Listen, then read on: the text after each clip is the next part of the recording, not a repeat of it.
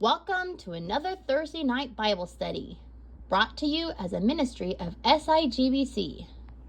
So we're continuing our discussion on the subject of living for a faithful God from 1 Thessalonians chapter 5 verses 12 through 28. And we read the entire passage last week, but today we're just going to read the first 15 from verse 12 through verse 15, because those are the only 2 points that we're going to be able to have the time to make. Now we ask you, brothers and sisters, to acknowledge those who work hard among you, who care for you in the Lord, and who admonish you. Hold them in the highest regard in love because of their work. Live in peace with each other. And we urge you, brothers and sisters, warn those who are idle and disruptive. Encourage the disheartened. Help the weak. Be patient with everyone. Make sure that nobody pays back wrong for wrong, but always strive to do what is good for each other and for everyone else. So very deep, very meaningful passage, and we're actually going to just be observing this particular passage and then continuing on with the idea of living for a faithful God next week as well. So the first observation that we made last Thursday night was that living for God involves acknowledging the good in others and living in peace with each other. And we talked about the fact that when Paul says to the Thessalonians, now we ask you, brothers and sisters, to... And the first thing he said was, acknowledge those who had these 3 characteristics. Acknowledge those who work hard among you, who care for you in the Lord, and who admonish you. Now, we didn't take the time to go into detail on what the word admonish actually means. And so I thought I'd go back and contemplate the word admonish just a little bit, because when we think of the word admonish, we think of the idea of scolding someone. Hey, you shouldn't be doing that. Or maybe, hey, you shouldn't be doing that, and here's why you shouldn't be doing that. But admonishing has been taken recently to mean criticizing or scolding someone for their choices or actions or attitudes. And the reality is, the Greek word for admonish is noutheteo, which, by the way, there is a philosophy of counseling, a Christian counseling movement that is actually known as nouthetic counseling, that deals with the idea that there is biblical truth, and the reason people are struggling psychologically and emotionally is because they perhaps are not living according to biblical truth. And so the way that we help them is by coming alongside of them and helping them to see what the truth actually is. And so they call it nouthetic counseling, or counseling based on admonition. But the reality is, the word actually means to admonish or to warn or to exhort. It comes from the Greek word that has in its original meaning to be from the same as, or to put into mind. In other words, to think alike, to cause to think alike. By implication, of course, it means to caution or to reprove. And so there is that element of reproving someone for what they are doing. Now, we think of admonition and reproof as something that is a negative concept, a lot like we think of criticism. But the reality is, we should be grateful for those who work hard among us.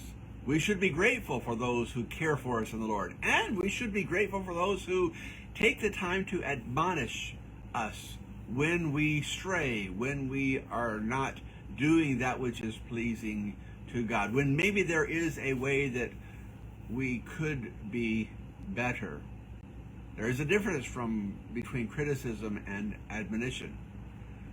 Now, constructive criticism often is labeled constructive criticism, but it is nothing more than me giving you my opinion of what you're doing wrong because I don't like it. And so that's why we don't like criticism. But admonition is not about how I feel about what you're doing. Admonition has to do with what God feels about what you are doing and what God thinks about what you are doing and what God says about what you are doing. And so it is good for us to acknowledge those who work hard among us, who care for us in the Lord, and who, in fact, admonish us, caution us, reprove us, exhort us, come to where we find ourselves in life and come alongside of us, not because we're better than the person who needs the help, no, but because we understand that life is hard and it's difficult to find answers. And so we simply want to come alongside of the individual and help them to see that God already gave us a lot of answers in His Word that would solve the struggles that we face.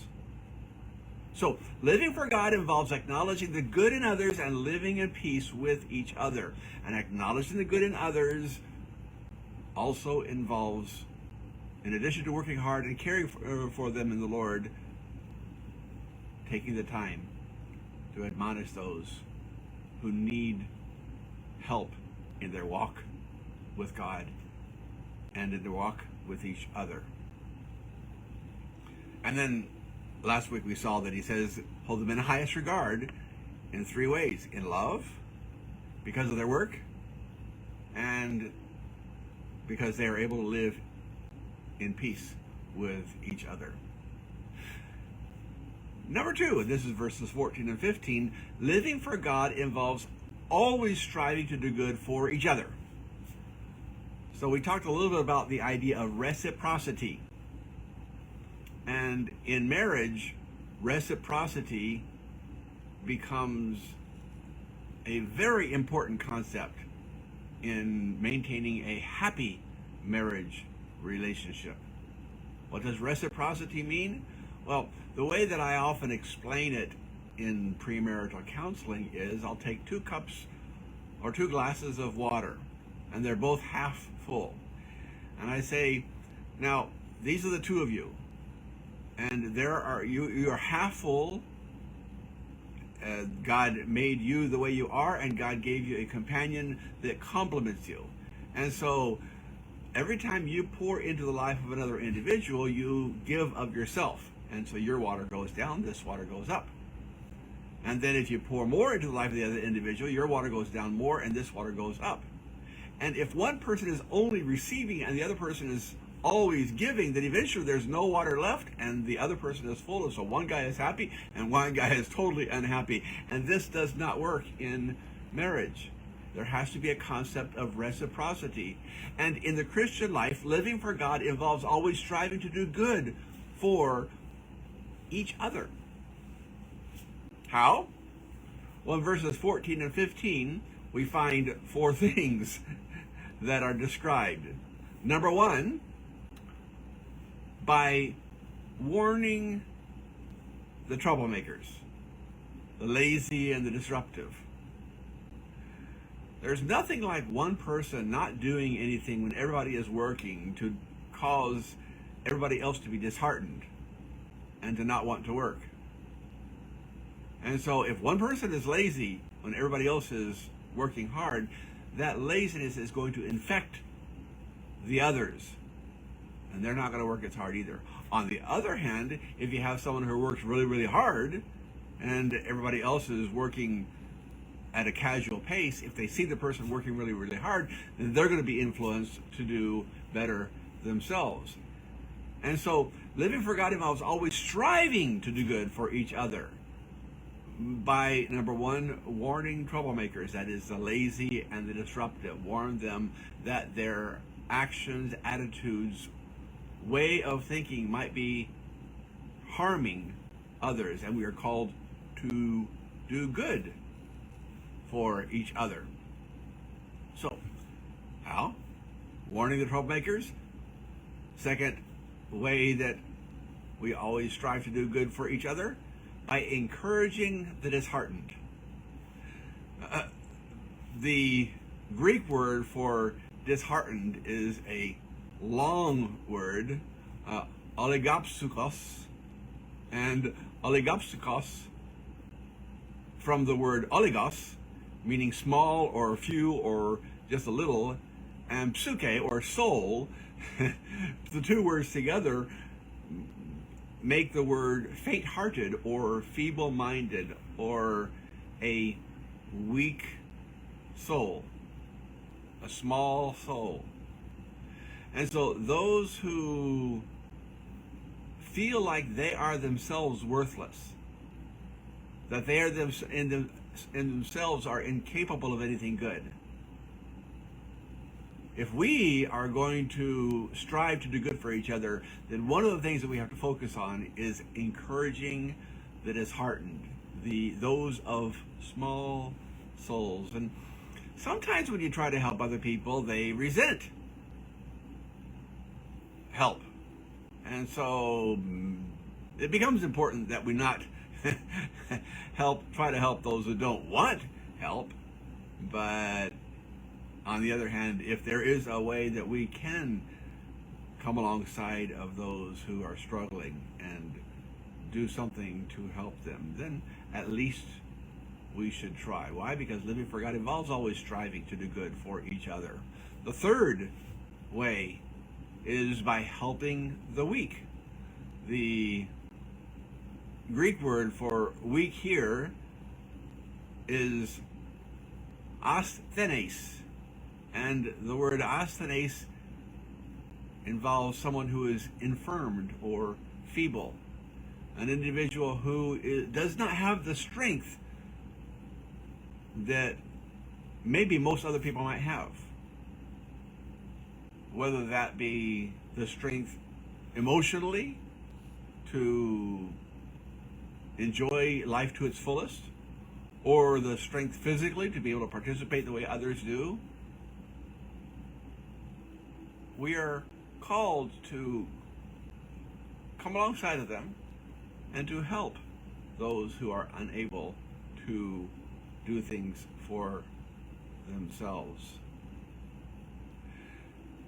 If you're going to climb Mount Everest, you don't do it alone. You're a fool if you try to climb Mount Everest alone. Even if you're a highly skilled athlete and good at climbing mountains, you don't try to do it alone. Why? Because you don't know the paths, you don't know the dangers, you don't know where the climate changes, you don't know too many things. So just because you're a skilled athlete does not mean that you are able to do anything and everything that there is to do when it comes to athletics or sports. So by definition, if you are the greatest athlete but have never climbed Mount Everest before, then you need help, because you are then a weak person. Weak because of a lack of knowledge, weak because of a lack of skill, weak because of a lack of acclimation to the climate, the circumstances you find yourself in. And so you hire a guide who's going to help you to overcome all of these struggles. So God says, look, living for me involves always striving to do good for each other. And it's not just one person helping and everybody else being helped. It is each of us in our own way, using the gifts that God has given us, we come alongside and we help others. And finally, we live for God by striving to do good, by being patient with everyone. He concludes the passage by saying that we are called to be patient with each other. He says in verse 14, we urge you, brothers and sisters, warn those who are idle and disruptive, encourage the disheartened, help the weak, be patient with everyone. The Greek word for patience, makrothumio, depending on what tense you're using, directly translated means to have a long spirit. That is, to be able to put up with a lot of things for a long period of time. I think of parents of screaming children who throw tantrums and will not stop screaming. And a parent who has such a child needs to be patient with all of their kids. Why? Because the biblical definition of patience is to have a long spirit, to be able to put up with difficult people, forbearing. Long suffering is another way of translating this particular word. There was a story I read a while back about a lady who was at Starbucks. She was at the drive-thru and she was getting a toy off the floor of the car that was dropped by her child, and she didn't realize that the line had moved forward. Just a little bit. Of course, there was another car still in front of her, but the line had moved forward, and the lady that was behind her got angry and honked her horn and scowled and flailed her hands. So how do you think the car in front responded? Get out, yell at the lady, say, "I got my kids in the car, I'll just pick up a toy, what's wrong with you? There's a car in front of me anyway." No. This particular case, she paid for her coffee. She figured the lady behind her must have been having a bad day, and so she wanted to brighten her day. The admonition: if we are called to live for God by always striving to do good for each other, and part of that striving is being patient with everyone, then the circumstances don't really matter. God's call is to patience. All right, that's part 2 of Living for a Faithful God, and we shall see you again next week. Thanks for joining us again. Have a good morning here in Japan. Thank you for listening. You can also join us in person or live on Facebook every Sunday at 2:30 p.m. Japan time. This has been a ministry of Sakahogi International Grace Baptist Church.